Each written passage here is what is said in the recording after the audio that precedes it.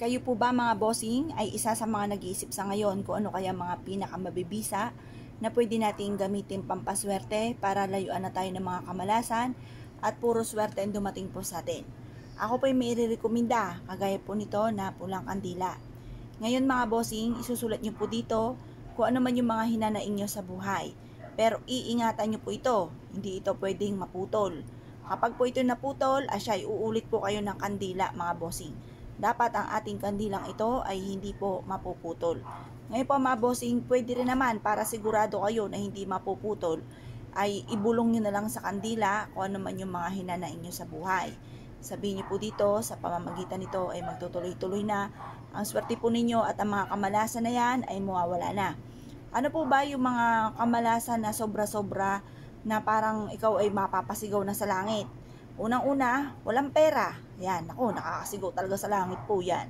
Ganun din po kung ikaw po ay lubog sa pagkakautang. Ay nako, isa rin po yan mga bossing ko na nakaka-pressure. Kaya kailangan hanggat kaya magtiis, huwag kang uutang mga bossing.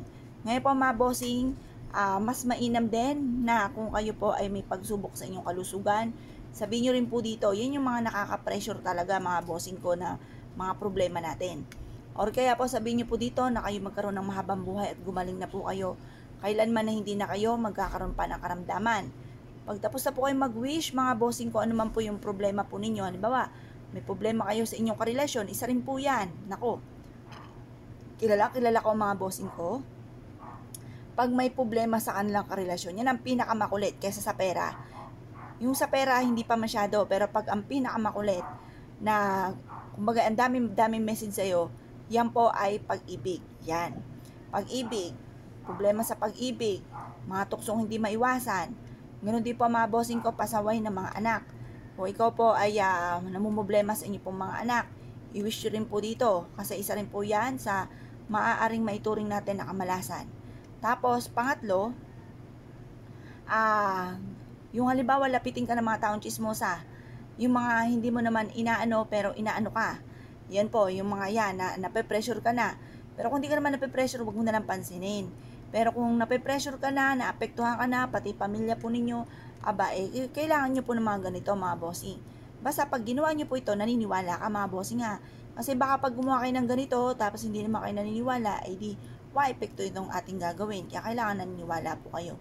Pagtapos na po na kayo mag-wish mga bossing ko dito, ito po ay kailangan maitatayo natin itong kandilang ito na nakatayo talaga. Kumuha kayo ng lagayan, platito or baso. Hindi siya pwede sa sahig kasi natutunaw po ito. Dapat po mga bossing ko, ito ay merong, kumbaga may nakapatong po siya para pag natunaw siya, hindi sa sahig. Ngayon pa mga bossing, ibulong nyo po dito na mula sa inyong pong puso lahat ng nais po ninyo. Pagtapos na po kayo mag-wish po mga bossing ko, itayo nyo na po siya. Kapag natayo na po siya, paulit-ulitin nyo po muli ang inyong mga hangarin sa buhay. Yung mga nakaka-pressure, mga kumbaga hindi nyo masolusyonan ang problema. Alam niyo po ba mga bossing, sabi nga po nila, kapag matindi ang mga problema, gagamitan nyo ng kandila. Kasi ito'y liwanag ng ating buhay tungo sa ating tagumpay. Kaya kung kayo po naniwala at nais nyo po itong gawin mga bossing, asya, good luck po sa inyo po lahat.